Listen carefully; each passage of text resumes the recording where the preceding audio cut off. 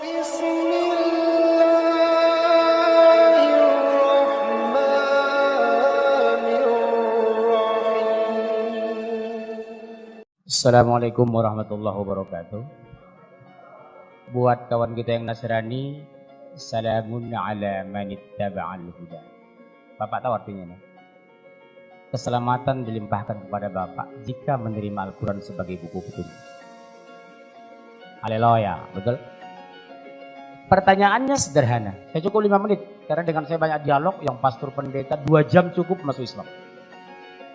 Kalau enggak ya silakan. Karena Islam la ikraha fid din, tidak ada paksaan dalam Islam.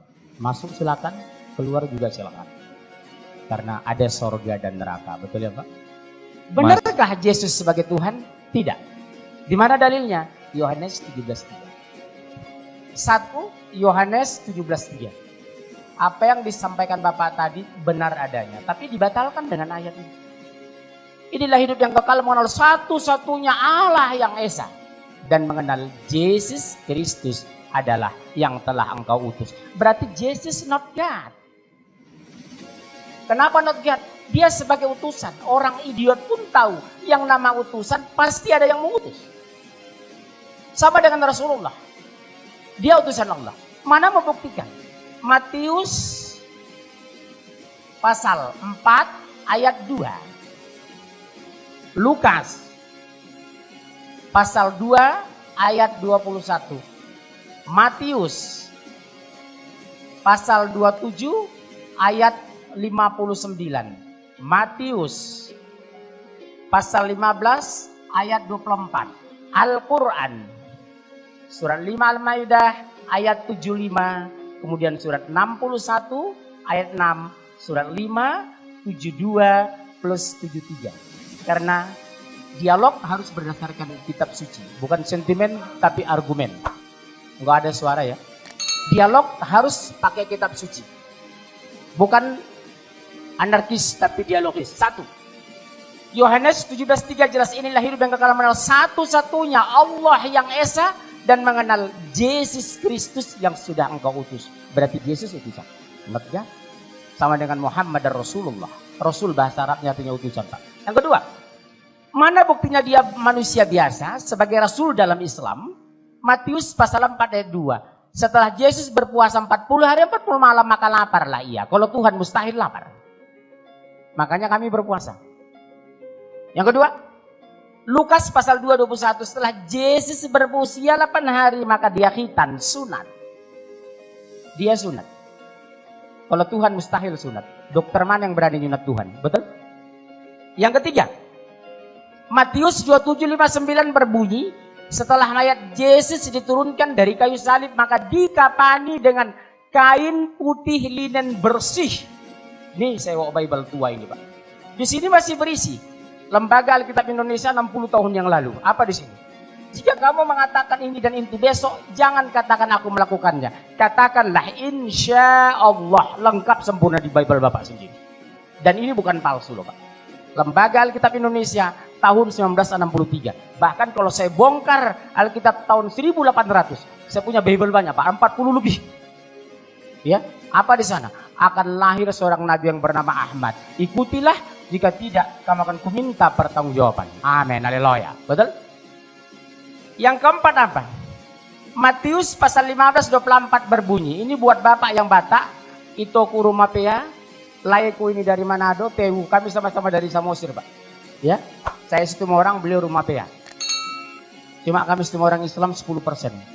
Nah, Matius 15:24. Aku hanya diutus kepada domba yang sesat dari umat Israel. Bukan untuk dunia aku diutus. Jadi orang ditebus Yesus itu hanya dari Bani Israel. Kalau Bapak dari Jawa maaf, tidak termasuk ditebus Yesus. Bapak orang Tapanuli tidak masuk ditebus Yesus. Karena aku diutus hanya kepada domba-domba yang sesat dari umat Israel. Beda dengan Islam. Qul ya ayuhan nas inni rasulullah ilaikum jami'a. Katakan hai Muhammad, aku utusan Allah untuk kalian semua. Sadayana di dia. Kabeh nang ngendi? Sudah dison. Mulai bahasa Tapanuli dan masuk ditebus Yesus dison. Matius pasal 15:24. Kesimpulannya waktu mau habis. Satu menit lagi. Setengah menit. Setengah menit. Yesus puasa, Yesus khitan, Yesus dikapani. Berarti Yesus Muslim. Kenapa Anda Kristen? Siapa pengikut Yesus hari ini? Pengikut Yesus yang setia adalah kami orang Muslim. Bukan Nasrani. Al-Quran surat 5 ayat 75 berbunyi, sesungguhnya Isa putra Maryam hanyalah seorang Rasul. Kenapa Allah mengklarifikasi ini?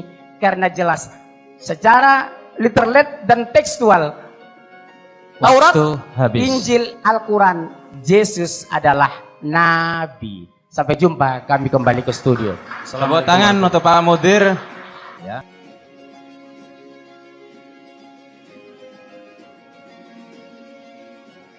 Assalamualaikum warahmatullahi wabarakatuh. Shalom bagi saudara-saudara kita yang Kristen.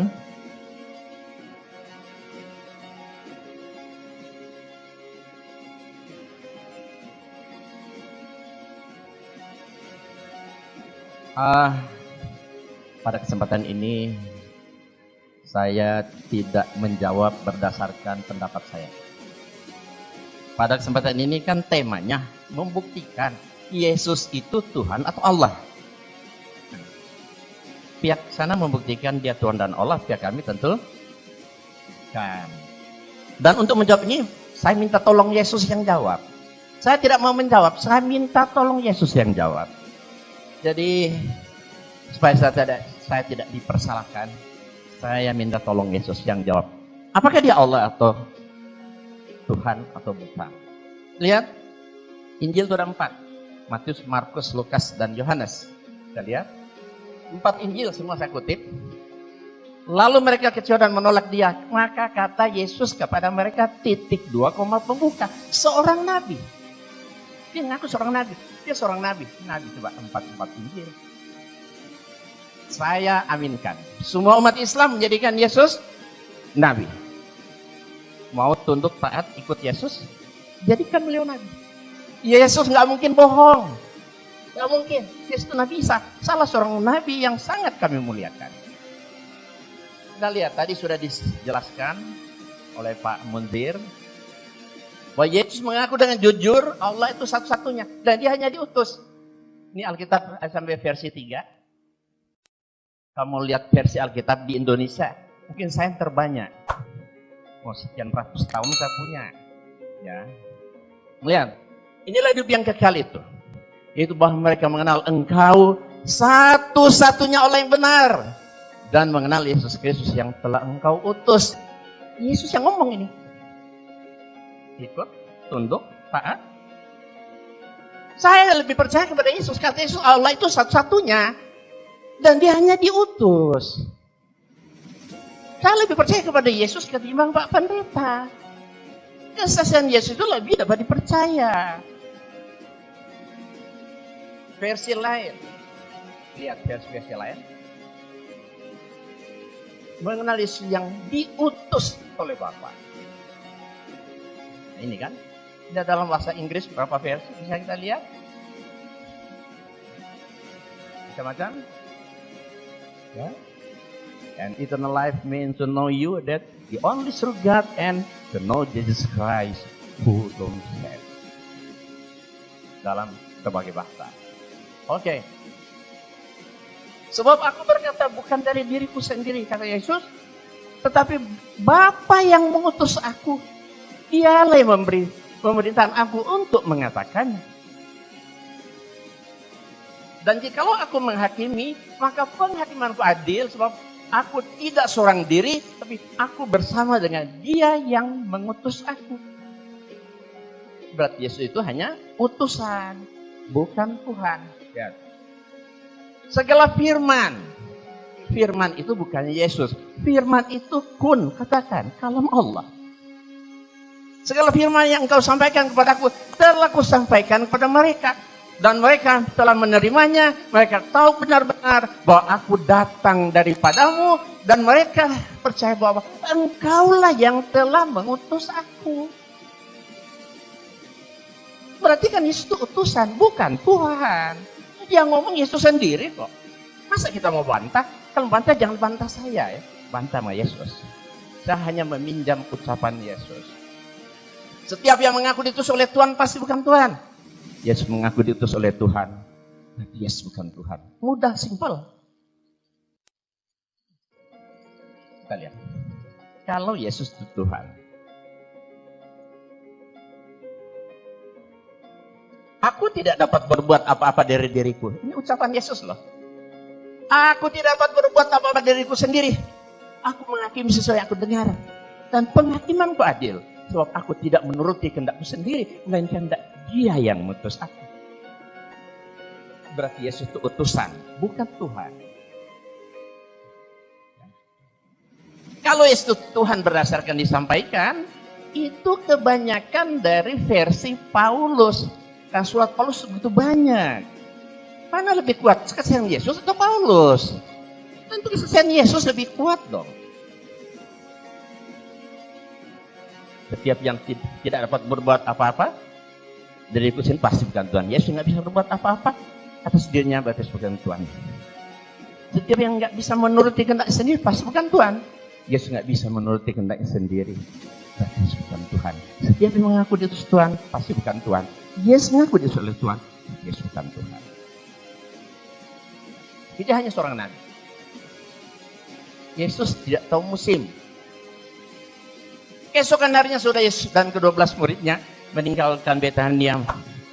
Yesus merasa lapar. Dan dari jauh ia melihat pohon ara yang sudah berdaun. Ia mendekatinya untuk melihat kalau ia mendapatkan apa-apa dari pohon itu. Tapi waktu dia mendekat ternyata tidak ada. Artinya apa? Pohonnya dikutuk, tidak berbuah. Kalau Yesus itu Tuhan, kenapa Tuhan lapar? Kedua, sebenarnya kalau Yesus Tuhan, tanpa mendekat dia tahu. Walaupun dari jauh dia tahu pohon itu berbuah apa enggak. Ketika dia mendekat tidak ada buahnya, sebagai Tuhan, hai pohon ara, keluarlah buahmu. Itu baru Tuhan. Iya kan?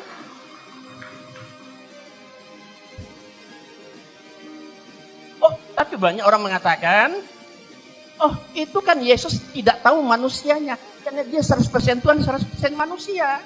Dia nggak tahu tuh manusianya. Ya, tapi bukankah Yesus mengatakan, Yohanes 10 ayat 30 tadi, aku dan Bapa adalah satu.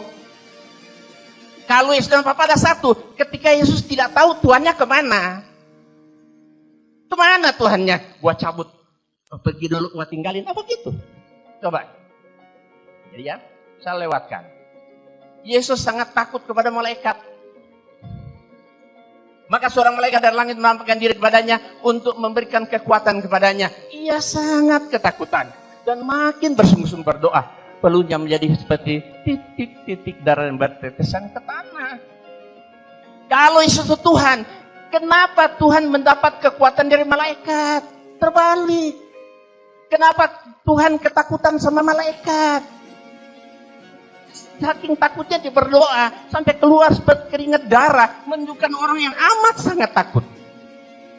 Nah, pada saat itu, kalau Yesus itu Tuhan dan Yesus satu, Tuhannya pada saat itu kemana? Ketika didatangi malaikat, Tuhannya kemana?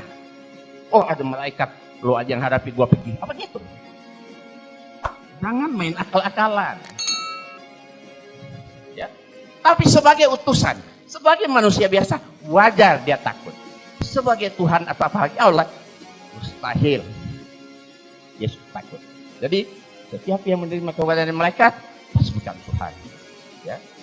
Yesus menerima kekuatan dari malaikat, berarti Yesus bukan Tuhan.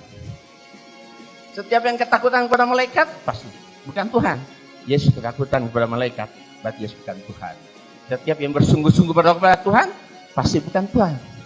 Yesus bersungguh-sungguh berdoa kepada Tuhan, berarti Yesus bukan Tuhan. Setiap yang mengeluarkan seperti keringat darah saking takutnya kepada malaikat, pasti bukan Tuhan. Yesus mengeluarkan seperti keringat darah saking takutnya pada malaikat, berarti bukan Tuhan. Berapa menit lagi? 1 menit. Mau selamat? Ikut Yesus. Jangan ikut pendapat Paulus. Paulus itu tidak pernah kenal Yesus, bukan murid Yesus, mantan penjahat, pembohong, pembunuh. Jelas sekali, banyak pengakuan Paulus. Apakah Matius, Markus, Lukas, Yohanes murid Yesus? Tidak.